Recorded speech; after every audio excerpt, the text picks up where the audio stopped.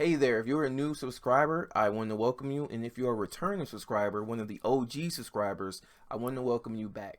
Now, in today's video, we're going to be talking about how to start an ATM business step by step in 2023. And there's going to be three different parts to this video. So the very first part is going to be really quick. It's going to be a shameless plug of my Facebook group. The second part is going to be an actual in-depth training on exactly what the ATM business is, what the profit looks like, and best practices. And then the final piece of this video is going to be just basically a step-by-step over-the-shoulder training on how to set your LLC up, which ATMs you should go with, as well as how to close your first deals. So I hope you enjoy. All right, guys, so here we go. Shameless plug, activate. Right, so I want you guys to join my free Facebook group, okay? And pretty much, if you take a look at it, it's the ATM Freedom University, your hub for ATM business automation. So pretty much, I go live in the group once a week, every Wednesday, and we're going over a lot of different aspects of the ATM business, from getting your first contract signed, sales training, all kinds of different things. All of these are just the last couple of videos we did over the past couple of days. And then also we do client spotlights and a lot of different trainings in that aspect as well. And then also too, you can also check out some of our current clients. As you can see here, we have testimonials out the ads here. As you can see, their testimonials all the time. And you guys can come and hang out and just kind of see like, hey, this business is actually working for other people, and people that work with us have success. That's just the way that we've built our business. That's the reason why I have this 2 Comma Club award behind me. You only get that when you build a 7-figure business, helping people, and when your clients are happy. So that's about it. I just wanted to invite you guys to join the group. Now let's hop into the training. All right, so let's dive straight into the training, how to start an ATM business in 2023. So let's just start by talking about why are we doing this? What is the purpose? Okay, so as a lot of people know, we do have an ATM automation program where we do just about everything besides fill the ATM up for our clients. And one of the things that I value and I really pride myself upon is providing training up front and providing value up front, so that way you guys can actually come to us and make informed decisions. So this way you're going to know both sides of the coin, because obviously there's pros and cons for working with us, and there's pros and cons for doing this yourself. So when you hop on a call with myself or someone on my team, I want you to have 100% clarity. I don't want you getting on the call and saying, well, I know exactly what you guys do, but I don't know how to start this on my own, and I don't know if it would make more sense for me to have started this on my own based on where I'm at in my journey to becoming an entrepreneur. So what I want to do is give you no excuse to do your due diligence first. This way, if you want to start your ATM business on your own, which I encourage anyway, to just so that you can see what it takes. And then whether you come with us or whether you succeed by using our training, you will see how much more valuable the experience will be, because you were able to do your own due diligence and I've given you everything that you need. Okay. Now there's a couple of resources that you're going to need when you're starting your ATM business. Now, by no means will any of you have any of these things right now. Don't worry about it. Just write it down and make sure that you understand that these are the things that you're going to need. These are basically the items that will be necessary for your ATM business to thrive. Okay, so you're going to need an ATM. You're going to need processing for that ATM. We'll explain what that is in just a second. You're going to need a wireless router for your ATM. You're going to need insurance for your ATM. And I won't say that you need it. You can get it. You don't have to have it. I don't have it on a lot of my locations. Probably 80% of my locations do not have insurance, so you do not need it, but we will talk about this in a second. You're going to need an SLA. You're going to need a location for your ATM.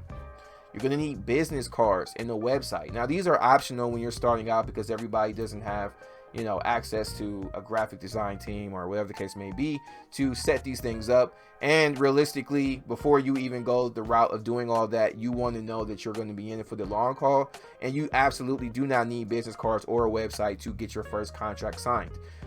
It's just more in the way of professionalism, and your company will grow and thrive quicker and more efficiently if you put yourself in a situation where someone reaches out to you and says, hey, I would like more information. Do you have a website or a business card or some way that I can get in contact with you or get more information, you will want to have something like that. Otherwise, you kind of look like a, door-to-door salesman, right? Now, let's go over keywords. So ATM, most of us already know what an ATM is, but an ATM stands for automated teller machine. You're going to want to have a processing company, right? Now, here's a very important thing to remember here when it comes to ATMs and processing. You can go and buy your ATM today, and it will not do anything for you. And I want to make that very clear to you guys, because the types of ATMs that we use, and I'm going to tell you up front, are the Hyosung Halo 2 and the Genmega 2500.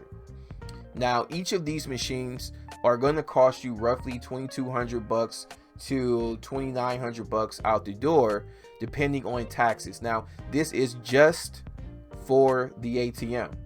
So basically, it's like going into a Walmart, buying a computer, and then just going immediately home. You don't have any wireless access. You don't have anything like that. There's no Wi-Fi or anything. You're paying specifically for the computer.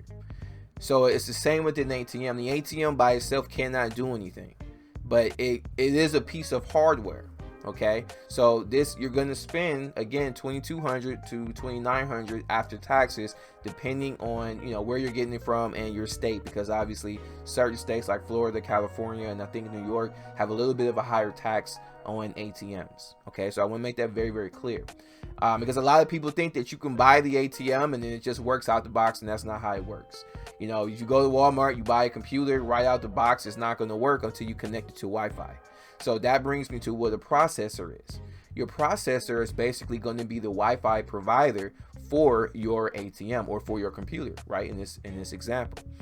Now, what the processing company does is they will provide you with a wireless router, which we spoke about as one of the resources before. And you're going to essentially connect to what's called the bank network, which is our next keyword here. And the bank network is essentially basically a network of all the network of banks, and they are all controlled by the credit card companies. So MasterCard, Visa, Sears, and Star, those are the big boys in the financial game, and they own the bank network and they control everything about it. Now, what the processing company does is it allows other banks that are not in the same network as your clients, or not your clients, or I would say your customers who use your ATM, it allows them to actually access their bank account without going to their bank's ATM or without walking into their bank. So basically, for example, if you walk into a gas station today and you were to withdraw some money, well, that ATM doesn't belong to the bank that you work with. If you work with US Bank, well, obviously an ATM inside of a gas station or whatever is not going to be a US Bank ATM, if that makes sense.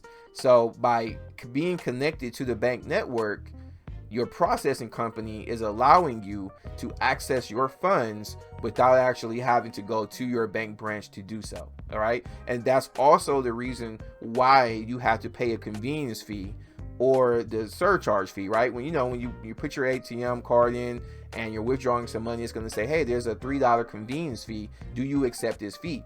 That is called an out-of-network fee. Now, the out-of-network fee is being paid because you are not using your bank's ATM or walking into your bank to pull the money. So the processing company is giving you the opportunity to access your funds, but it does come at a cost. Okay, so now hopefully that makes sense. So you're gonna need an ATM, and then you're gonna have to find a processing company. Okay, now that processing company, like I said, is going to allow you to connect to the bank network, and your ATM can actually be used by your customers. Now, interchange is a fee that's very similar to surcharge. Interchange is basically a fee that you will never see, and it is a fee that your bank pays to the processing company for the convenience of you being able to pull money from your bank account. So essentially, when you go and you use an ATM at a gas station, it's going to say, hey, do you want to pay the $3 convenience fee? That is the surcharge. Now that is the fee that you pay, but there's another fee that has to be paid to the processing company. The convenience fee or the surcharge fee goes to the owner of the ATM. The interchange fee is a fee that your bank would pay directly to the processing company. So if you were a customer, you walk into a gas station and you're using their ATM, you're going to pay the surcharge fee to the owner of the ATM, and your bank is going to pay the interchange fee to the processing company. All right. And I know that sounds a little complicated, but this is how all ATMs work all across America. All right. Now, an SLA is called a site location agreement. That's what it stands for. That's what it's short for. And a site location agreement is basically a contract between yourself and the business owner that states that you guys are working together and that they're housing your ATM in their business. Now, you will need to have this contract before you can place an ATM inside of a location and before a processing company can connect your ATM to the bank network.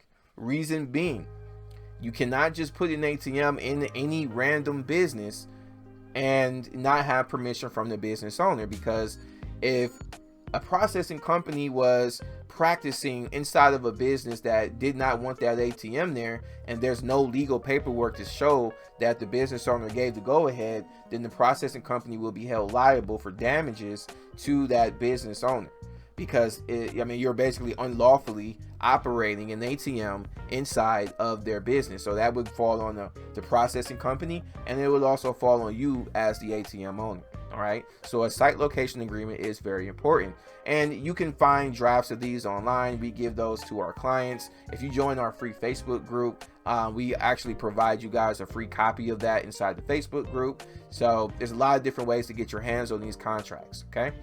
So we already talked about what the surcharge is, but again, when you go and you're trying to withdraw cash, you're going to be asked, hey, do you want to pay this $2 to $3 surcharge fee? Now, this surcharge fee is going to be paid out of your bank account, right? So if you wanted to pull out $20 and the surcharge fee was $3, well, you're going to notice that $23 was pulled out of your account, and that $20 goes to you because you wanted to pull $20 out of your account. You get that physically, but the $3 in surcharge goes to the owner of the ATM, and that's how it works every single time. And then the only difference is with the bank is taking all of that money, but otherwise that surcharge goes to the ATM owner. All right. So now vault cash. Let's talk about what vault cash is. Now, vault cash is the money that goes into the ATM. So if you are the ATM owner, and let's say you have $1,000, that $1,000 that you're putting into your ATM is called vault cash. And for those who were wondering, there's a little box that's inside of every ATM, and it's called a cassette. And the cassette can be movable or removable or not removable, which means that you can pull the box out, put the money in, and then put the box back in. That's called a removable cassette. And what some people do is they have multiple cassettes so that they can pre-fill their cassette before they walk into a business to replenish the money. So all they have to do is open the door, put the new cassette in, and then close the door, and then they're good to go. So it's completely up to you. You can buy more cassettes. They're a couple $100, but it's definitely worth it for the sake of speed. So now let's talk about what an MSB is. So an MSB is a money services business, and you're going to hear this term and you're going to see this term quite a bit throughout your journey, especially when you're opening up your bank account, because essentially what a bank wants to do is figure out exactly what are you in terms of your setup of your business, because a money services business would basically be PayPal, Cash App, Zelle, Bitcoin, all of these different companies. These are money services businesses, and basically the definition of a money services business is transferring currency, trading currency, buying currency, selling currency, sending currency overseas, etc., etc. And these are all the things that Cash App, Zelle, PayPal, and Bitcoin do. Now, you need to be licensed with your state to become an MSB, and traditional banks will not work with MSBs in most cases. So if you allow yourself to believe that you're an MSB, then you will have a hard time in this industry, because you won't be able to set up your bank account. Because some bank tellers, they just simply do not know. They just don't know. They don't know at all what an MSB, what is considered an MSB and what's not. So whenever you're setting up your bank account, you want to have this conversation with the bank tellers and remind them that you're not an MSB. And you might even get some paperwork that you need to fill out that's asking, are you an MSB? And you want to make sure you fill it out correctly, and make sure that anywhere where it's asking about MSB activities, that you put no, that you are not an MSB, because they will immediately deny you if you were to put that you were. Okay. So now let's talk about exactly how the ATM business works in regards to profit, right? So you're gonna follow my mouse here. As you can see, let's say that you're the owner of a newly installed ATM. You're gonna come here, you're gonna fill your ATM up with cash. Typically, I recommend starting out with $2,000, and go up or down based on the transaction volume that you see over time, over the first week or two. All right. Now, I never would fill my ATM with more than $8,000 at a time. ATMs can hold up to $20,000, in some cases more, depending on the size of the cassette.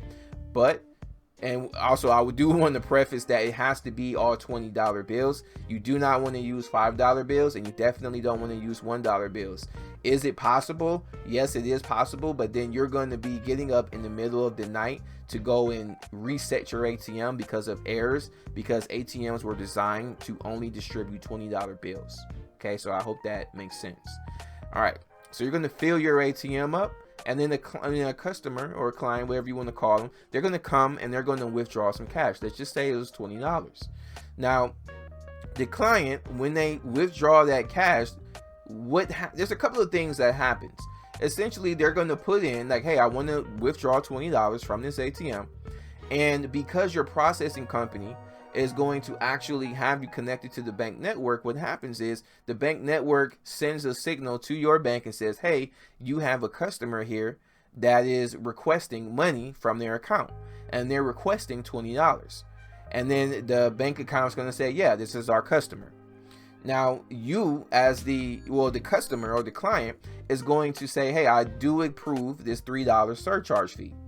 And so what's going to happen is the bank network is going to assess your bank account and say, hey, does this person have the $20 that they're requesting? And does this person have the $3 in surcharge that they agreed to pay for this transaction? And as long as they have that money, they have that $23, then the money and that fee are charged to their account. So even though they only withdrew $20, $23 is being pulled from their bank account. Now, in 24 to 48 hours, that $20 that was deposited from your bank account and that surcharge all gets put into your bank account. So remember, you're putting your own money into the ATM. But in 24 to 48 hours, all the money that was taken out of that ATM within that 24 to 48 hour period is redeposited back into your bank account, plus all of the profit that you made per transaction. So remember, we had $20 get pulled out, and they agreed to a $3 surcharge. So what this means is you're getting $23 put back into your bank account in 24 hours. So now you made $3 on your $20, and now all you have to do is go back to the bank, pull your $20 out, put it back into the ATM, and continue to recycle over and over. Now, I call this the cash recycling process. All right, so it's really exciting, it's really cool. So hopefully this makes sense. Now, let's talk a little bit more about profit. So in this industry, we're working with hundreds of different types of businesses, right? We're not just working with any particular type of business. So it's very hard to pinpoint what exactly the average amount of cash flow would be per person. Okay, but just in general, $200 to $1,000 is the norm, and I know that's a big range, but it really depends on the location. So just giving you guys an example, a strip club with 100% do more than $1,000, if that. And the barbershop might only do $200 to $400 per month. and it's all about traffic, right? And this is per month that we're talking about here. So you just want to treat this like real estate. The more ATMs you have set up, the more money you have, right? The more, real estate properties that you have, the more money you're making, the more cash flow you're seeing at the end of the month and at the end of the year. And the one thing that I want to really point out to people is that under no circumstances will you ever, or I won't say under no circumstances, just in general, returns are going to be 30 to 35% in your first year with one ATM. And if you have more than one ATM, you're going to see a 40% and up return on investment. Now, a lot of people are like, well, that kind of sucks because I want to see 100% return on my investment. That means I'm going to have to wait a year and a half or whatever it is to see my get my money back. And it's like, well, it's the same way in real estate. On average, you're only seeing maybe a 10, maybe 15% return on investment with any real estate property that you buy, unless you are a very seasoned and very experienced real estate investor that understands all of the different tax breaks. You're not going to see more than a 10 to 15% return on your investment when you purchase real estate. And that's the reason why I say you have to look at this like real estate.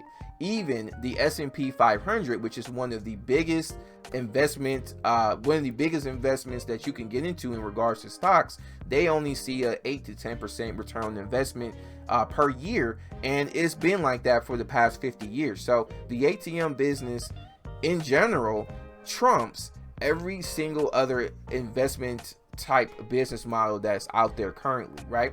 So, but I wanted to put that out there for people who are thinking like, I'm going to get one ATM and then in 6 months I'm going to make all of my money back. Yes, you can make all of your money back for the ATM itself, but sometimes it might not happen, because if you're putting your first ATM in a barbershop, well, you're not necessarily going to make all of your money back within that first year. But it really just depends on the type of location. So I just wanted to make that very clear that you may make all your money back in the first month. It really just depends on the actual location.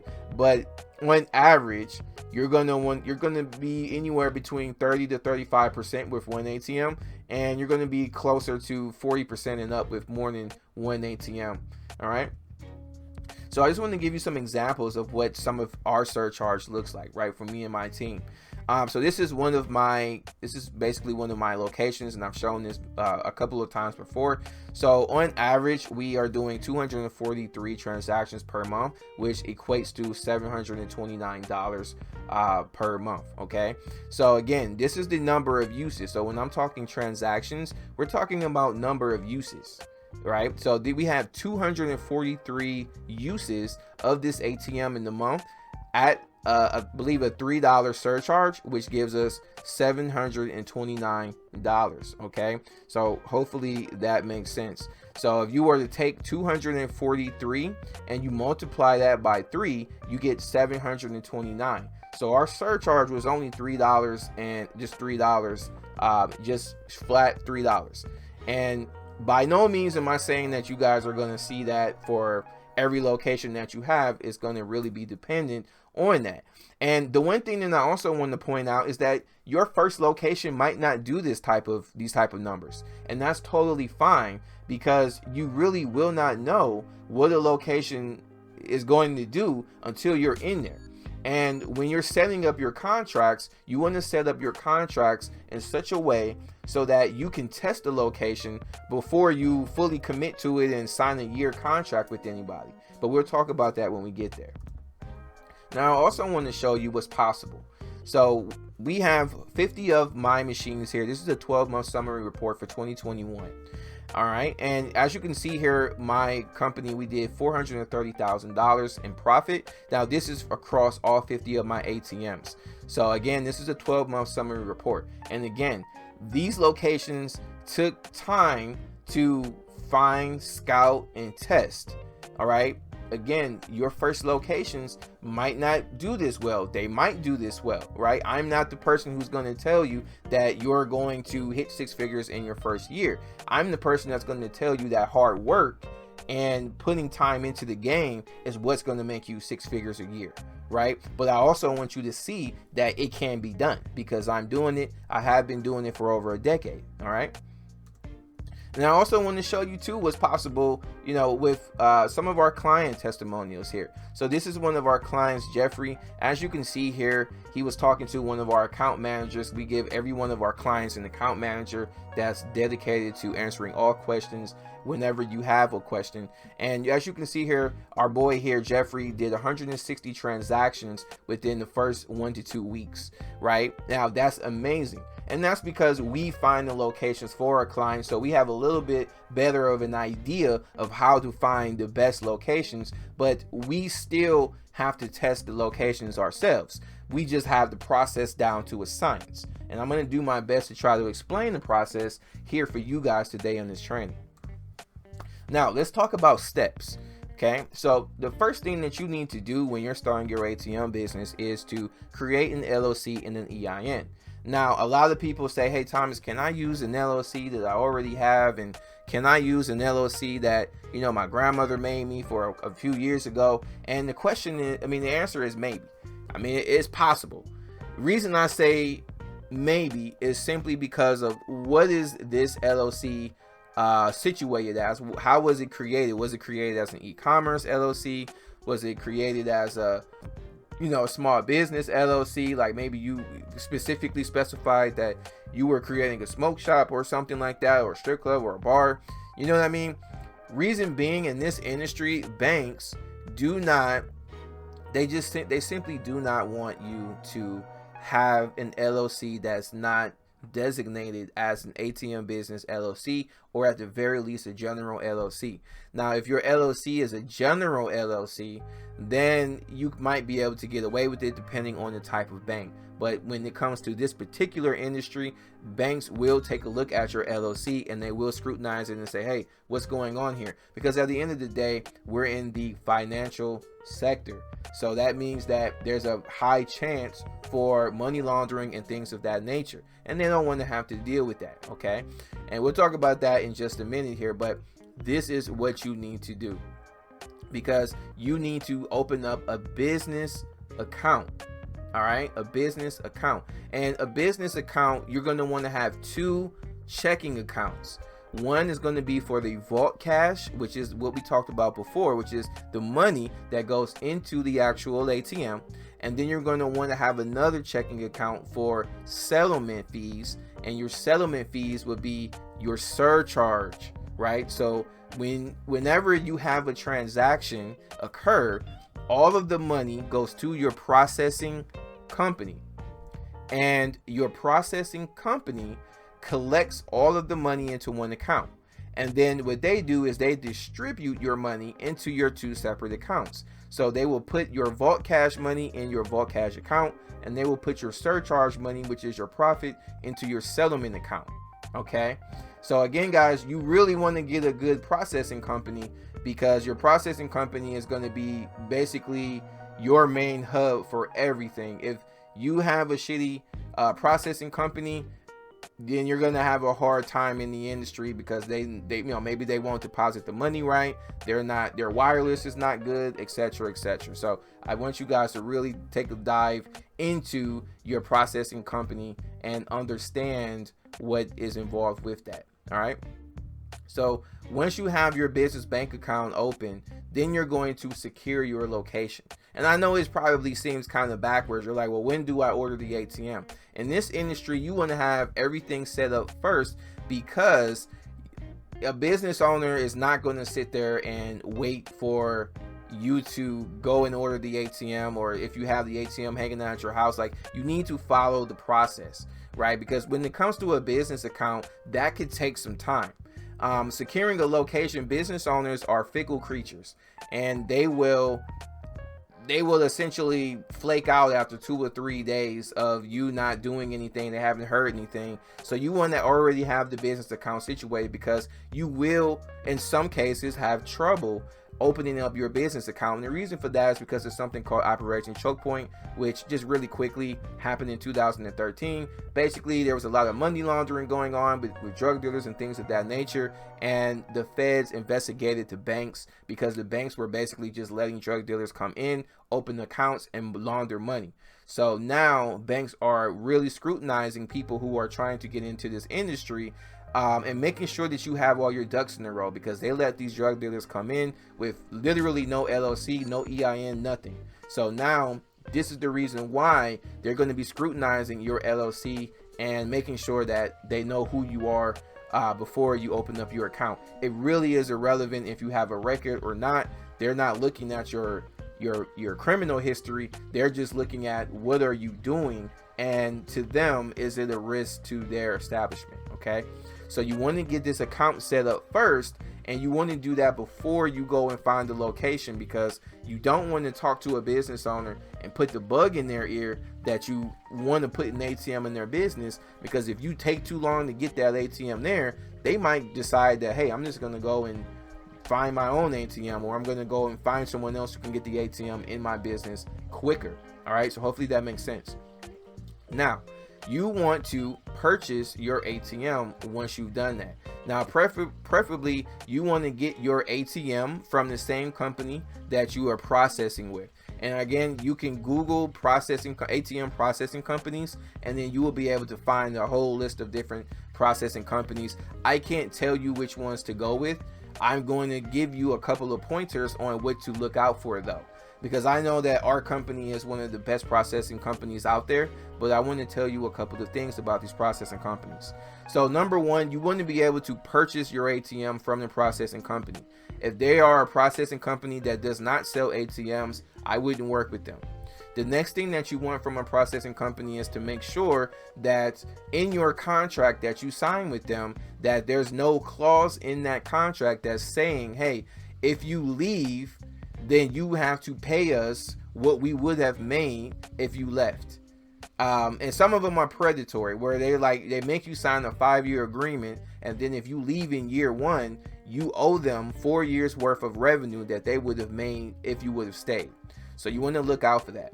The next thing that you want to look out for is how much fees are you paying to these processing companies. So basically, whenever you have a transaction, you get your $3 and your $3 surcharge.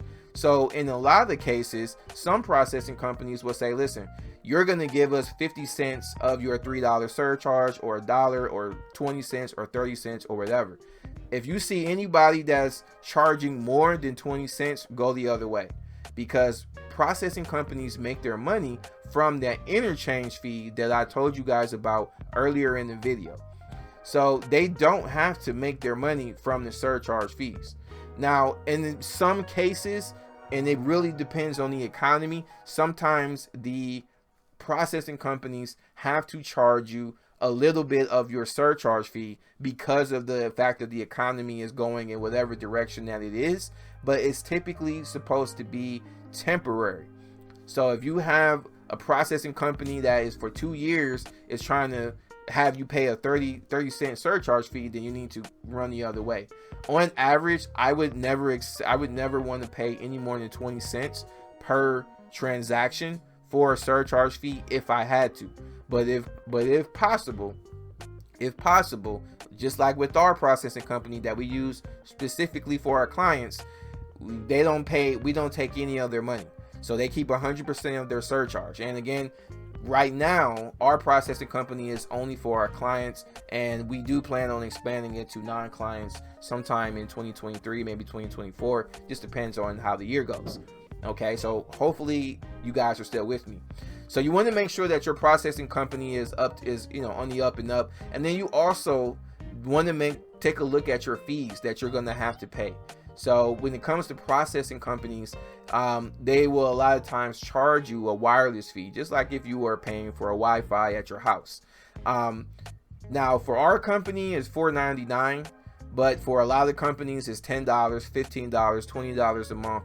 You want to go with the company that is providing you with wireless fees as cheap as possible, because it doesn't have to be any more than $5 per per month per ATM, right? And this will be per ATM that you will pay this fee. So if you have 5 ATMs, then you would pay $4.99 per ATM or $10.99 per ATM or whatever it is that your processing company is actually going to charge you. But I mean, realistically, those are the main things that you want to look for. Now in 2022, one of the things that's become harder is finding a processing company that will bolt down your ATM, install it for you, and then train you in person on how to actually use the ATMs. A lot of these companies now will make you bolt everything down and make you program it, and then they provide phone support so that you can do so, just because technicians are kind of like just like in the trucking industry, there's a lack of people available. Now our company, our technicians, they work directly for us, so they install all of our clients' ATMs. But there's there's other companies out there that will, and that's why I say I am not familiar with every single processing company out there, but just do your due diligence and shop around. If you're doing this on your own, you want to shop around, okay? Now, to get back on track here, once you have that location secured, and we'll talk about how to secure your location here in the third part of this training, you want to make sure you get that ATM set up. So like we already talked about getting your ATM from your processing company. We talked about what type of transaction fees you should see there. So now you need to install your ATM, whether you install that ATM yourself or if you have a technician do it for you. Now, here's the thing when it comes to ATMs. When you're having a conversation with business owners, you want to let them know that, hey, it takes 7 to 10 business days in most cases for the ATM to get to your location.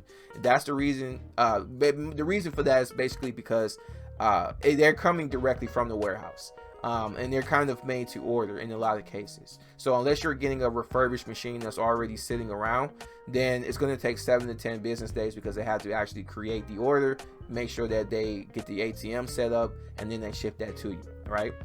Now, then you're going to fill your ATM after you get it all installed and you get it programmed. So like I said before, you're going to want to fill your ATM with at least $2,000 to start, and you're going to want to go up or down depending on how the transactions look, and you'll be able to figure that out within the first week or two. And then the final step is just going to be to recycle cash, right? Which means that whenever your ATM goes empty, you go back to the bank, and all of that money, that $2,000, should be back in your bank account, and you're just going to pull that $2,000 out of your Vault Cash account and go and put it back into the ATM.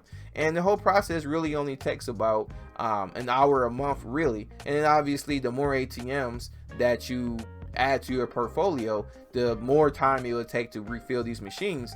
But you can get it down to a science once you have everything mapped out and navigated, and you're like, okay, cool, if I refill the machine with X amount every month, I only have to visit all these locations only once a month. And that's the reason why this industry is so awesome, is because you are the one who chooses how hard and how often you have to work, right? Now let's just jump into the best types of businesses, right? Because a lot of people are like, hey, what kinds of businesses are optimal? So salons, barbershops, smoke shops, tattoo shops, laundromats, restaurants, dispensaries, bars, strip clubs, and realistically most small businesses, right? You get the idea of the types of businesses that we're working at. Now we're going to show some examples here in a little bit of what these locations should look like, but these are the types of small businesses that we want to work with. Now you'll notice that in dispensaries, I have a little asterisk there. And the reason for that is because, as you guys know, weed is not federally legal, but banks are federally backed companies, essentially, businesses. So the problem that we have with dispensaries is that, number one, you're going to make a shitload of money from a dispensary. But the thing is, there's two things really. One is that because weed is not federally legal, banks will not touch dispensaries, and that's the reason why dispensaries need ATMs. If you've ever gone to Cali or Las Vegas or wherever weed is legal, a lot of times they have ATMs and they take cash only. They don't take cards.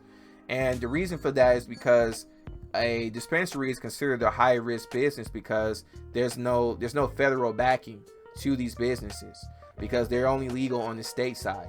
So banks will take their cash, but they will not take their cards. So that's the reason why these dispensaries are cash only. So they go through a lot of cash, obviously, because everybody likes to get high. And if you have an ATM in there, then you're going to crush it.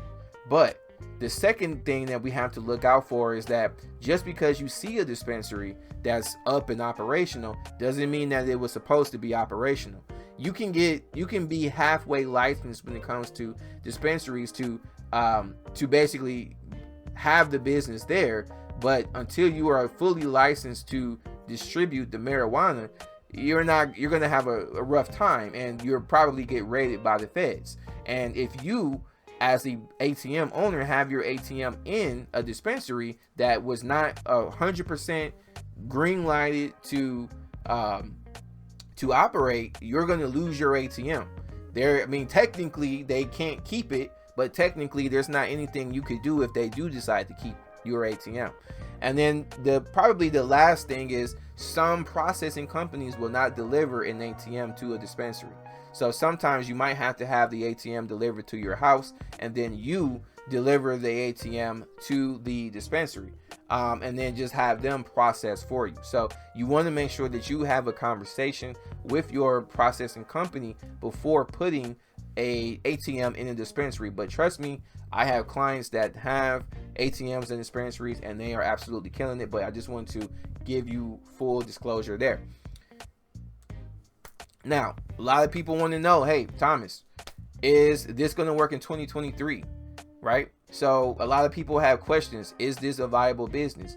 What about us going to a cashless society? Right?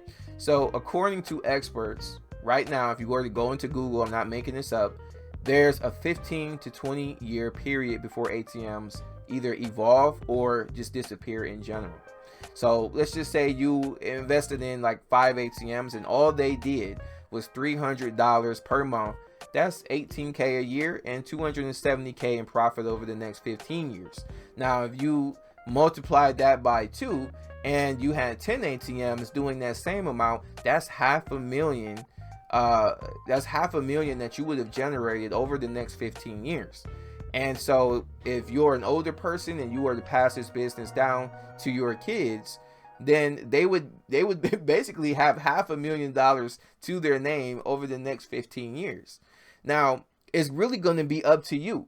If you want to invest into this now and make $500,000, or if you want to just sit back and not do anything for the next 15 years and not make any money, it's going to be completely up to you. But you just use your best judgment. All right. Now, I like to be very upfront with that. Now, people ask me, well, Thomas, what do you think about us going into crypto? And I'm like, well, number one, the government is never going to regulate crypto. Reason being, because it defeats the entire purpose. If you know anything about crypto, the purpose of it was so that the government could not have their hand in it. And then also we take a look, there was at least $40 billion worth of crypto related theft just in 2021. And most of you guys know what FTX is, and you understand that was one of the number one crypto exchange companies in the world, and they just got outed as scammers. People lost billions of dollars that they cannot get back because it was not regulated. So what I feel is that the government will create their own currency at some point, but when that happens, we have to understand that we're going to be getting taxed on literally everything that we do, because there would be no more cash when we get to that point. So that means that whenever your grandmother tried to give you $5 in cash, that was under the table money.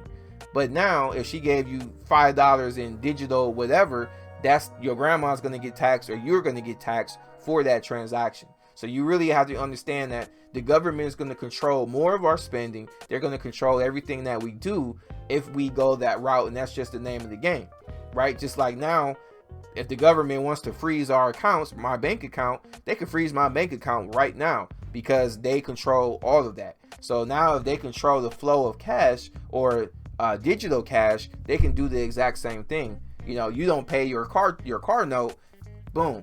Now they prevent you from paying anything else or doing anything else until that payment was made. So you really just have to think about that And that's the reason why cash disappearing has been so slow, is because the government has to see how exactly is America going to react to having that much control over their finances taken away from them, when they already control a lot of our, our finances and what we do with banks. Just they can just freeze our accounts whenever they want to. So, again, use your best judgment and make your own decision. So now people want to know, hey, listen, what's going on with Bitcoin ATMs? So Bitcoin ATMs are up and down. There are a lot of banks and a lot of states that are making it difficult to own them. All 50 states do not allow the management of Bitcoin ATMs. And one of the reasons is because they are money services businesses. And you're going to have to pay for a license to run them legally. Now, do a lot of people get these licenses? No, they don't. But if you don't have the license and then the feds get involved, you're going to have to pay a fee and you're going to be shut down. And these fees are in the thousands of dollars, because in a lot of cases, these licenses can cost at least $1,000 or more. So it really just depends on, do you want to roll the dice there? Now, I will say this.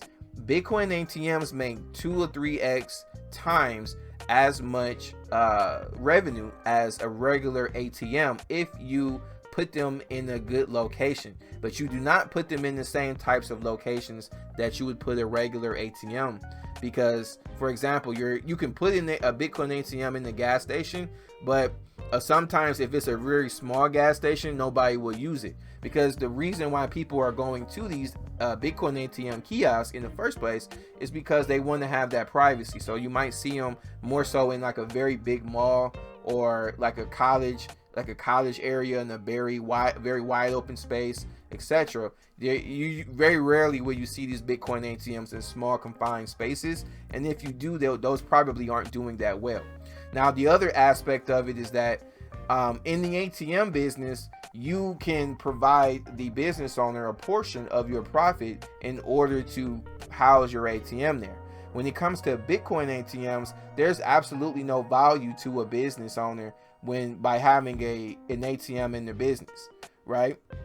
Because there's a couple of different benefits that business owners get when they have an ATM. So they're already paying thousands of dollars per year in credit card processing fees, anywhere from 2 to 5% per transaction. So they're already losing money on the cost of goods. Now they're paying credit card fees every time you swipe your card. And that's the reason why they would benefit from having an ATM. On top of the fact that, people will come into a location looking for cash, and as long as there's an ATM in there, some of that cash will be used at that location. For example, if there's a barbershop across the street from a convenience store and the barbershop doesn't have any cash available and they're a cash only barbershop, which most of them are, they will send their client across the street to that convenience store. Now, that client might say, hey, listen, I'm in here, this is a nice place, so let me just grab a bag of chips or whatever the case may be for my way going across the street. But you don't have that same type of benefit with the Bitcoin ATM. I mean, unless you're a store that, accepts crypto, it's no benefit. So you're likely going to be paying either a certain amount of rent. I've seen at least a $500 rent, or you pay a percentage. So like if you make X amount of money, you give them 2 to 4% of whatever it is that you make. So it really is, it's one of those things where you do it at your discretion, but it's very, very expensive to start a Bitcoin ATM business, because Bitcoin ATMs start out at $4,000 and they go upwards from there. And then you also have to pay for the crypto, and you also have to pay for the service that connects your ATMs to that. So Bitcoin ATMs are a good investment if you have the capital, but you have to be able to strategically place these machines, and you really have to have an understanding of crypto in order to make it make sense in the long term. Okay, so now what I want to do right before we jump into the third part of our training is I want to go over some of our services that we have, right? Because we were talking about some of the things that we do. So essentially what we do for you if you were to come to work with us is we find a location for you. We're going to negotiate that contract for you with the business owner. We deliver the ATM to the business for you. We install it at the location. We program it for you. We train you in person on how to use it. And if a location doesn't work, because like we said before, we don't know how a location is going to do overall. We have our best guess, but we don't know the internal business practices of the business owner, right? So I mean, it could be a rock star location. It could be in a rock star area, like there's just thousands of cars coming in and out of a location, but if the business owner sucks, they don't advertise their business, or they don't have good customer service, those are things that we'll never know. And this is the reason why we structure our contracts in such a way so that we can test the locations. So what we do for you as a client is we do that testing for you. So we find those locations, we test them. If they don't work out, we replace them. And we continue to do that until they're doing well. We like to set our sites at least 100 transactions per month for you as a client per location that you get from us, right? Now, you keep 100% of your surcharge. So we talked about 10 cents per transaction, 20 cents, 50 cents. You as a client, you keep 100% of your surcharge. And there's no monthly fees aside from a $4.99 wireless fee, and that's if you use one of our wireless routers. Now, I personally pay for the router for you, so you don't have to pay for it. You would just pay for the wireless fee. And if the location does not work out, we will move your ATM from the business to the next business that we find, right? Now, obviously, this is one of those things that a lot of companies cannot do, but we do that for you because as of right now, we have the technicians available to do that. So if you're thinking of getting on board with us, definitely come on board while we still have those services available. Now, let's jump into the final part of our training. All right, so now in this final piece of the training, I'm not going to show my ugly face because I don't want to distract you from what we're doing. Okay, so here's look. There's a lot of different ways to set up an LLC.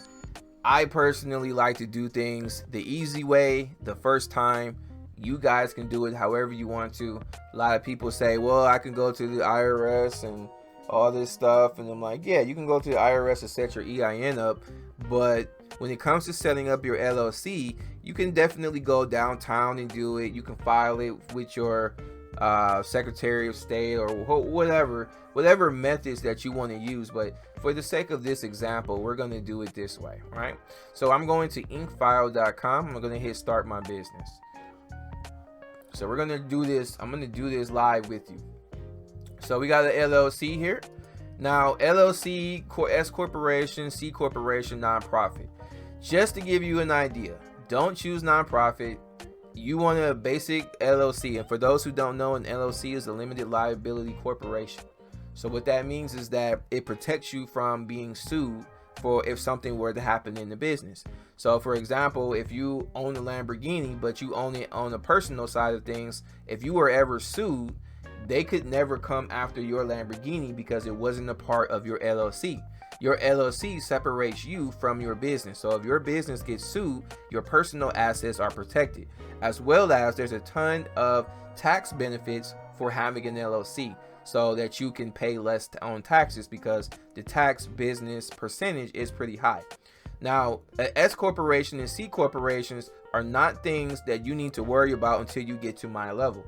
As you guys saw, we did over we have a multiple six-figure ATM business. So right now I am an S corporation, but an S corporation is basically just an extension of the limited liability corporation, which basically means that I am the employee and CEO of my company. So if my company made $100,000 in a year, I could give $50,000 to myself as an employee and the other $50,000 to the actual business itself. Now, I, as the individual and the employee, would get a W-2 and pay taxes just like you would at your Burger King job or whatever job you had. And the business would pay the bigger percentage for the business taxes, right? So you're going to choose your state. For me, I'm going to choose Ohio. Let me see if I can find Ohio. All right. And then now you're just going to choose your package. Now you can get this thing done ASAP. You can get this thing done next day. But for the sake of this example, we're going to go with the cheapest package, which means that it's going to take you the longest amount of time to get everything back, right? So again, take a look at the packages, see what they have, and see if it's something that you need, because a lot of this stuff you don't even need. But you want to go with this one if you're like on a budget. So you're going to get the silver package. So now you're going to put your information in. So I'm going to put my name in here. So Thomas Berkeley. Put my name, put my email in here, right? And then we're gonna put my number in here, and not worry about that. And if you get this message, don't worry about it. This is basically just saying, like, sometimes these Yahoo emails come up as spam or whatever, right? And then you just want to put your address in there, right? Cleveland, Ohio. Cool. So everything looks good. So then I'm just gonna hit next, and so then you get to choose how quickly do you want it. Now you can, so there, regardless of what package you choose, they're still gonna try to upsell you as much as possible.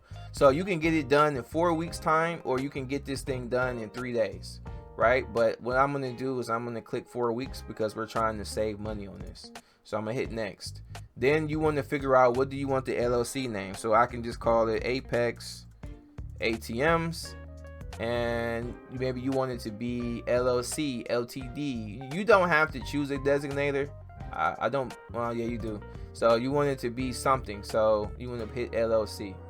So now Apex ATMs LLC, and then this is what it would look like. Then you're going to choose a number of members. So if it's you and your wife, then you want to put that. Realistically though, you want to figure that stuff out, like, because basically your wife would have shares in the company, so it maybe you have 50% and she has 50%. You have to figure that out, right?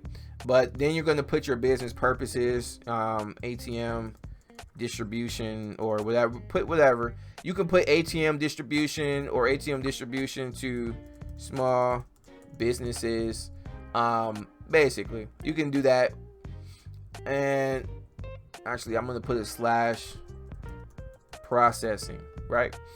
So then they're going to try to figure out what industry you're in. Now the ATM business honestly does not have a very specific NAICS code, and that's just basically one of the codes that designates what type of business it is. That's the reason why it's so very important for you guys to, get in there and figure out for yourselves, what does this LLC, have. Like, for those people who are trying to reuse an LLC that they already have, you need to make sure that the designator on there is not like ecom. Now, as you can see here, we got automated teller machines manufacturing and automated teller machines installation. So you could potentially get away with this one. You wouldn't be able to get away with this one because you're not making ATMs, but you could potentially get away with this one, but it just depends. Now what I would do is I would use this particular code here, because this is the best possible code for ATMs. So I'm gonna copy this and I'm gonna hit that, and I'm gonna see if I can paste it in here. Now as you can see here, they have everything here. So when I type this in, it gives me a bunch of different options. So we want to go to automated teller machine or automated loan machine network operation, because this is automated clearinghouse, bank or check, bank clearinghouse, associate. Like, none of that it really matters. You want to go with this one, and again, it's not going to be perfect, but this is the one that is the most widely accepted. Okay, so now they're going to give you two options. They're going to give you the option to pay $29 a month, or you can use your own address. Now basically what this means is, if I were to go into Google right now and I were to type your name in, or type your business name in, it's going to give me an address that the company is registered to.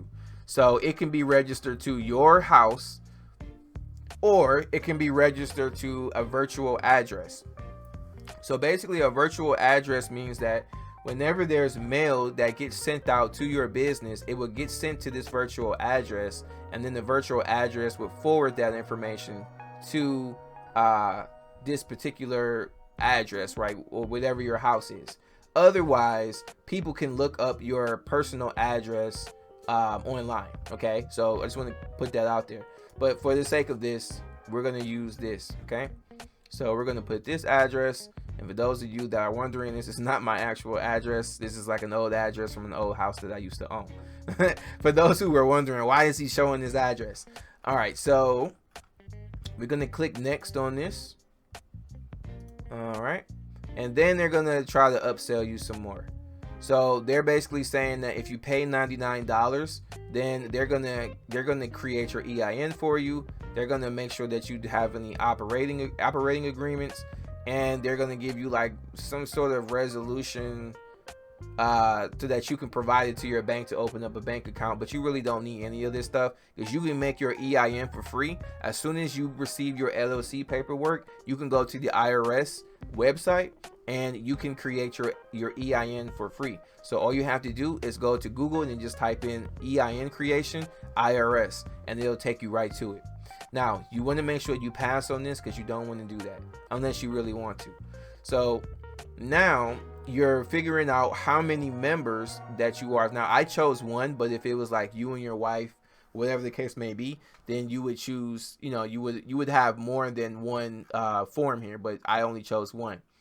So I would choose my name, choose my address, and then I would own 100% of the company. Now if we had more than one member, then you would choose what percentage of the company you own and what percentage of the company they own. I recommend that you own at least 51%. Usually, I would say realistically, you want to own at least 55% of your company, even if you have partners. Because if you do a 50-50 partnership, then you're probably screwing yourself, because then that means that nobody will be able to make any decisions when the company starts to grow, and ultimately you're going to lose the company. You're not going to be able to move forward with it. So we're going to keep going. So now they're going to ask you, do you want to be a registered do you want a registered agent? So a registered agent is basically saying, who do you want to get your mail and let you know that you have mail?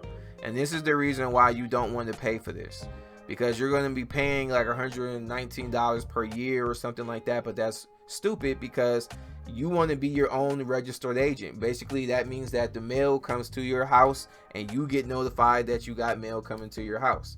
If you pay for a registered agent, all that that's doing is they're letting you know that, hey, you got mail coming to your house, or they would collect the mail for you and then mail it to your house or something. Like, is they find any reason to try to get you.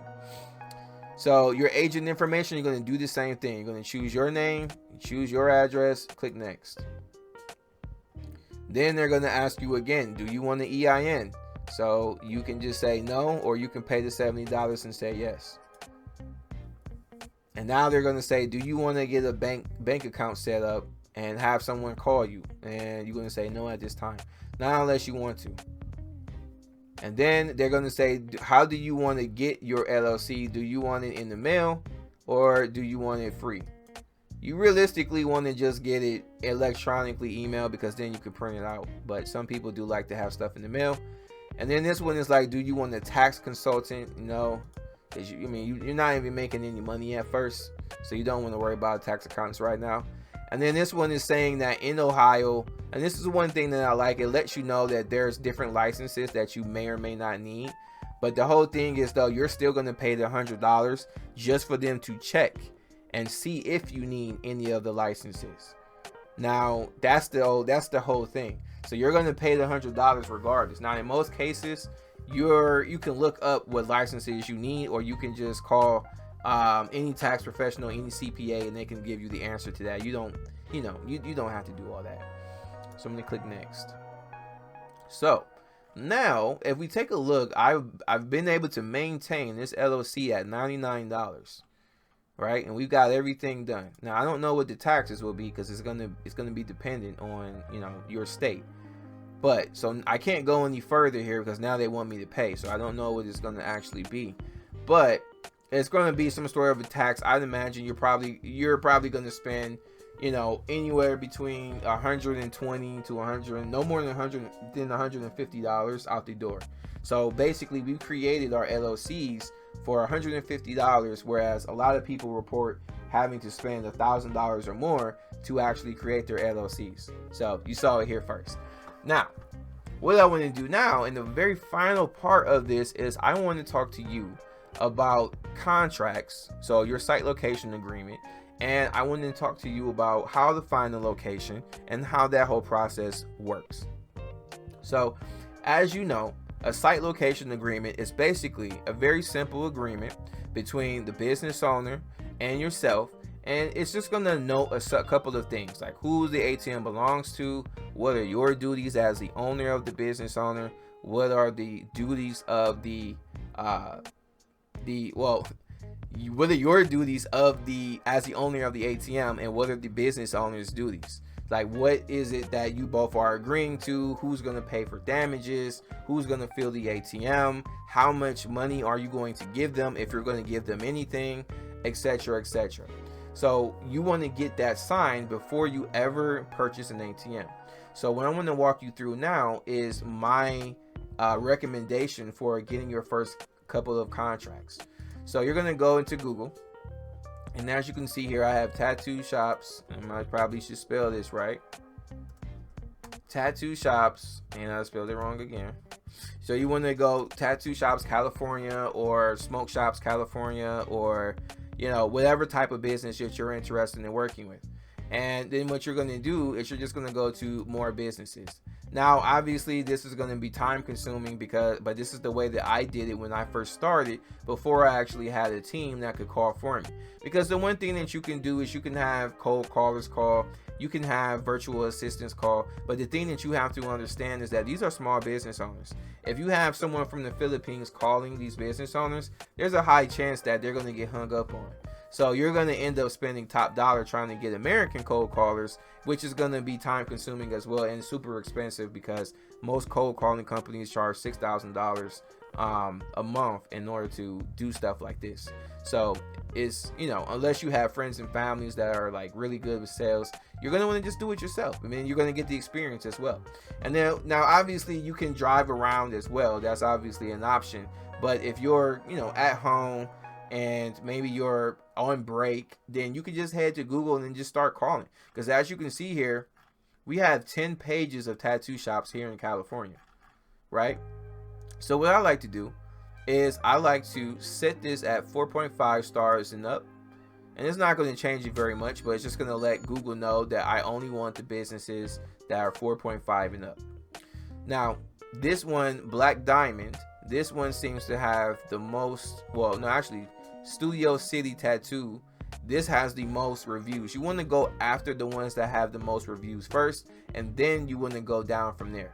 So if I click on this, it's going to bring this up, and you can't really see much here, right? So what I'm going to do is I'm going to look to see where they're freaking pictures. So here's 385 pictures. So I'm going to click on this, and then I'm going to scroll this over, and then I'm going to go to the Street View in 360. Now what this will do for me is it's going to give me an accurate portrayal of what does the location look like. And it's usually a nice 360 view that I can scroll around. And the reason why I want to do this is because I want to see, where's this location at? Is it in the middle of nowhere? Is it in the hood? What's going on? So the first thing that I immediately see is that there's a gas station right across the street. So I would wonder to myself, would it be beneficial to put my ATM in here despite it having 489 reviews?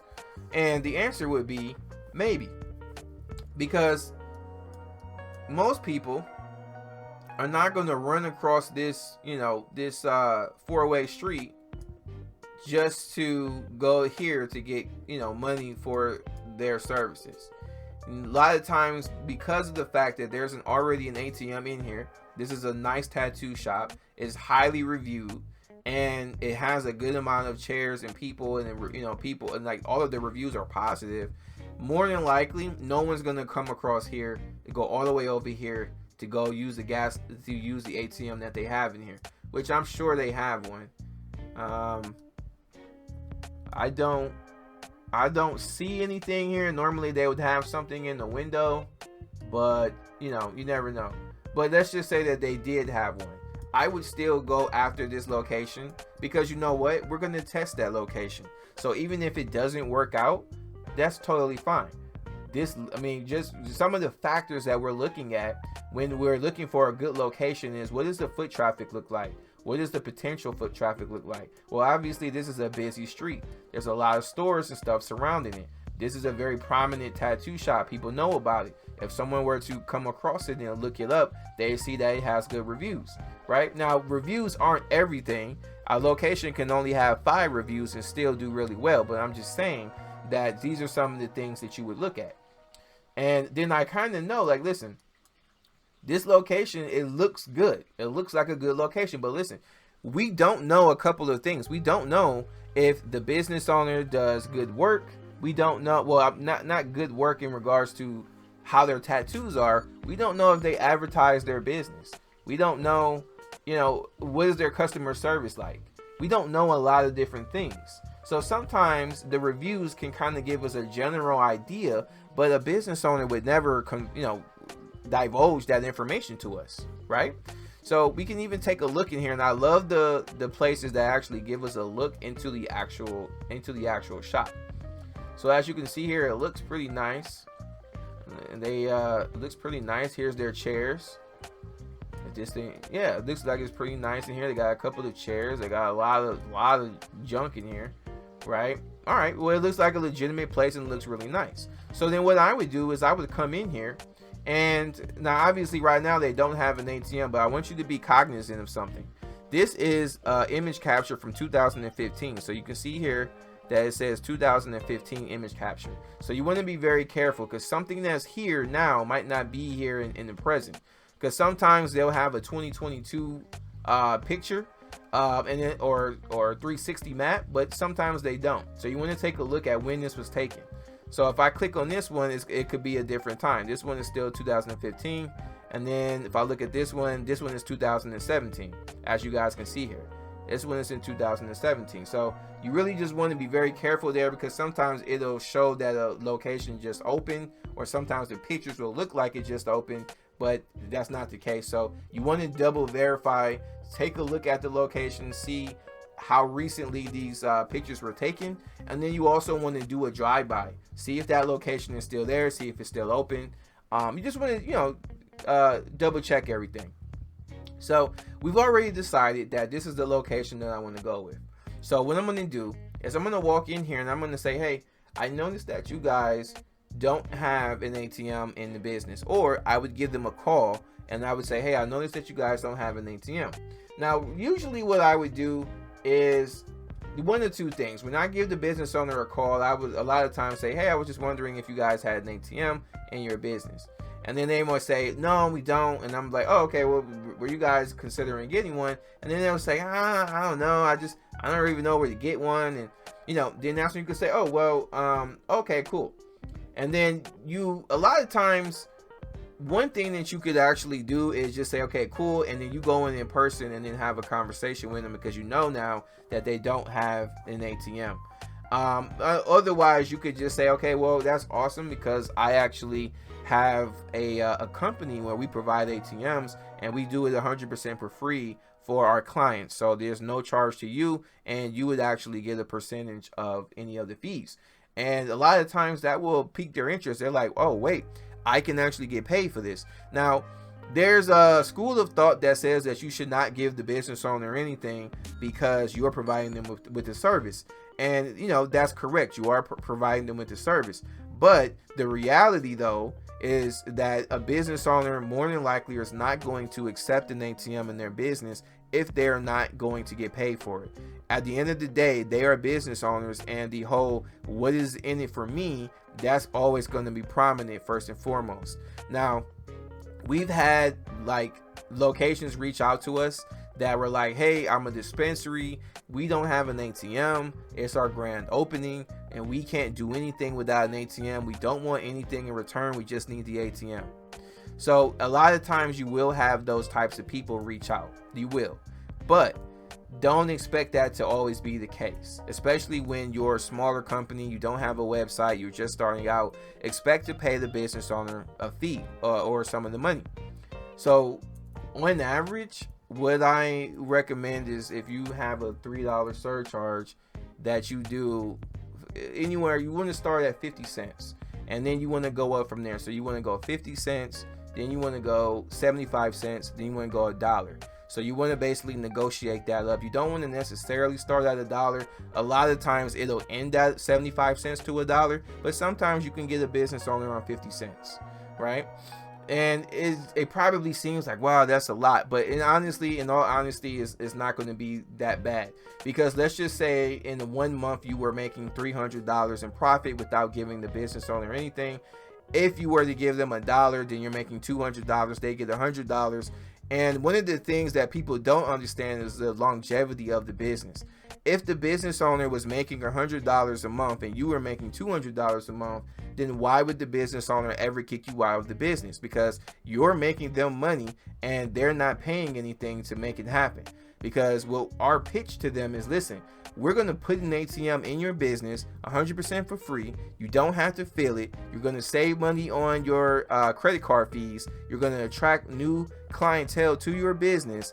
And, most of all, like we say, you're going to make a percentage of all of the sales from the ATM, all completely hands off. So it's a no-brainer. But if you were to come to them and say, well, listen, I'm not going to give you anything because you're already benefiting from the credit card fees, well, yeah, you can do that, and you might get a couple of people here and there that'll be interested. But I can tell you one thing, a business like this is not going to accept that, because they know that if you're offering that, then they can either go and get the ATM themselves and keep all the money, or they could find someone else who'd be willing to share some of the surcharge fee with them. So you just kind of have to get, not have that ego, especially when you're first starting out, because, when you start to grow and you do a really good job with customer service, keeping the ATM up and running, then your first couple of clients can refer you to their friends, and you might be able to set up a better deal for yourself. But on average, you're going to give the business owner between 50 cents and $1. Never give anything more than $1, unless that business is doing thousands per month, or if the business owner wants to put their own money in the ATM, which frees up your cash flow. Okay, so hopefully that makes sense. So what I would do in this situation, like I said, I would give these guys a call and have that conversation, or I would walk in and have that conversation. Now, you do not want to have that conversation with the business owner. I mean, with the business owner's employees, because the employees will they're basically called gatekeepers, and they will prevent you from talking to the business owner because the business owner might be busy. So when you're dealing with the actual gatekeepers, you don't want to tell them why you're there. You just want to say, hey, I wanted to speak with the business owner. I just wanted to learn more about, kind of their background, blah, blah, blah, whatever. You want to make up a reason as to why you want to speak to the business owner. And, if like maybe they're not there, and then maybe get their contact information, their email, your phone number, something to that effect, or you just come back when they're available. But trying to speak with the employees a lot of times is a complete waste of time.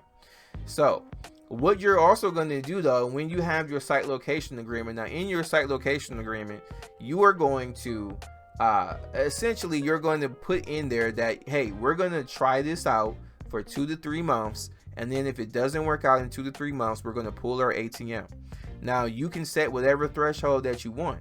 So that means usually for our clients, we say, like, listen, we're going to test the location for you for 2 to 3 months, and if it's not hitting at least 100 transactions or close to it, then we will pull the location, we will pull the ATM and find you another location. Now, obviously, we're going to tell you that you're an idiot if your location is doing 75 transactions per month and you want to pull out to go try and test out another location that could potentially do 0 transactions. But ultimately, that's how we do things. We try to make sure that you guys get something that's profitable and that's making sense. But if you were doing this on your own, you would have it in your contract that you're going to pull your ATM and move it to your house or whatever the case may be if it's not doing at least 100 transactions per month, or whatever you feel is beneficial to you and your company. All right, and if that happens, then you just would let them know. You would just send them a formal letter and say, listen, it's not working out, and according to our contract agreement, it says that, you know, if you don't hit a certain threshold, then we're going to have to pull the actual ATM. So, you know, it happens. And that's the reason why I say in this industry, you will be testing locations. Now, I would imagine that this location would do very well. I would imagine that within the first month, you would probably see 50 to 60 transactions and then kind of scale up from there. But that's essentially how that process works. Now, what I want to do is I'm actually going to do another location here for you guys, but I want to talk to you guys about cash vaulting. And cash vaulting is basically a process where you have other people put their own personal money in your ATM for you, and you pay them a fee. Now, cash vaulting is most beneficial when you have more than one ATM, because a lot of people they want to get other people to put the money in the ATM for them. But you have to understand that if your location, let's just say, was doing 100 transactions per month at $3 surcharge, that's $300 a month. And if you're giving the business owner 50 cents, 75 cents or whatever, then it might not be worth it, especially if you only have one location. So because a lot of times a cash vaulter will charge you 75 cents to $1 per transaction. And the reason why it's like that is because you're not paying them up front. So they're working on commission. So they're putting their money in the ATM. Every time the ATM runs out of money, they're going to their bank account and putting the money back into your ATM for you. So obviously the work that they do deserves compensation. So the real purpose of a cash vaulter would be to grow your business. So if you had 5 ATMs and you were putting $2,000 in those ATMs every single time, you get a cash vaulter to take over that frees up over $10,000 of your own cash to go buy more ATMs and find more locations. And then you can assume control once you get your cash flow back in order. And now, without having to do very much, your other ATMs have been maintained this entire time, and you've been able to scale and grow. And that was the tactic that I used to get all of my ATMs. So I definitely recommend it. Now, when it comes to where to find cash vaulters, you can do a Google search and try to find certain companies. But the one thing that you're going to see is that most companies want to see at least 2 to 3 months of transaction history. So basically, if they don't see that the location is being profitable, or that there's a certain amount of transactions happening per month, then they're not going to do it, because obviously they're working on commission. Now, you may be able to work out and negotiate deals with them, but that would be up to you. Now, what I personally like to do is have friends and family do it for me, because I can negotiate whatever I want with them, and really they don't even know any better. I can say, look, I'll give you, X amount per month to fill my ATMs for me. And it works out really well, as long as you have trusted family members, which I know that, and I'm well aware that everybody does not have. And I mean, realistically, that's everything that you need to know about getting this whole thing started from A to Z. So what I want to do is I want to take a look at just another location, just to really give you a better idea of what I'm looking at. So again, we go back to Street View. We take a look at the inside of the business. If possible, you won't always have this option. A lot of times you won't have this option. It just really depends on the business owner. And I really like this store. It's nice and spacious. It looks really nice. It looks a lot better, honestly, than the other one. And so what I'm going to do is I'm going to look for an outside picture so I can see what's going on. So this looks like another busy street. And one thing that you want to look for is you want your business to be around other businesses, preferably, especially some that can complement it, like a barbershop or a salon, and something to that effect. This looks like a nice little busy street here. So I'm like, cool, this looks good, and everything looks good. And you also want people to know what the business is, right? So you want to make sure that they actually have signs and things of that nature. So then what I would do is, once again, I would give them a call and say, hey, do you guys have an ATM in the business? And then they're going to say yes or no. And I'm going to say, hey, this is what I do. This is what I have. This is what I can offer. Or you can walk in. I will say that walking in usually works a lot better if the business owner is there. But if you can catch the business owner while they're there, then this works so great, because they don't have any reason to say no, because you are offering them free money and a free ATM, and they're going to save thousands of dollars a year on credit card processing fees, right? But understand that this industry and this business is not for people who get upset when they get rejected, because you will get a lot of rejections in this industry. But the upside is that you can build a six-figure business relatively simply. It's going to be super easy. Once you understand the mechanics of it and you understand how it works. And the best part is you have an app on your phone that allows you to monitor the ATM 24/7. So you'll always know how much money is in the ATM. You'll always know how much more money you have left before you need to replace it, etc., etc. So hopefully that was helpful. Now, yeah, I think that's really everything. I feel like we covered everything from A to Z on how to get your ATM business started. So again, if you're interested in taking a look at the SLA, if we were to go to the, I want to say it was the step-by-step video here. All right. And if we take a look at everything, you can take a look at this training in here, and in here we actually put a copy of our site location agreement, so you can come and check out these videos, and we actually put a copy of one in there for you guys so you can take a look. But like I said, guys, I really hope that this training was beneficial to you and that you learned something. I understand that it was super long, but hey, if you guys want to have the information, here it is. So I encourage you to join my free Facebook group once again, and so that we can help you learn more and we can provide you with some more training. And potentially, if you're interested in working with myself or my team, then you can come into this group, and then myself or my team will reach out to you and we'll collect a little bit of information from you, hop on a call, and then we'll see if our ATM automation program is good for you. So once again, if you're interested in the ATM automation program, in the nutshell, what we do for you is we will find your locations, we will vet your locations, we will negotiate your contracts for you, we'll get your contract signed for you. So you are not going to have to talk to the business owner, because we would do it for you.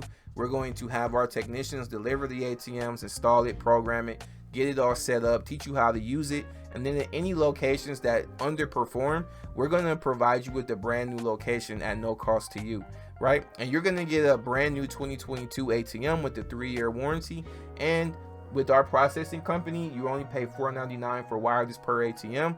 And on top of that, you keep 100% of your surcharge. We don't take 10 cents, 20 cents, or anything like that. So if that's something that you're interested in, and you're interested in becoming a student and working directly with me one-on-one, then I want you to join our Facebook group, get some more training, and then we'll reach out to you and we'll get you some more information and get you set up. But until then, guys, I appreciate you hanging out for this very long ass video, and I hope to see you in the next one.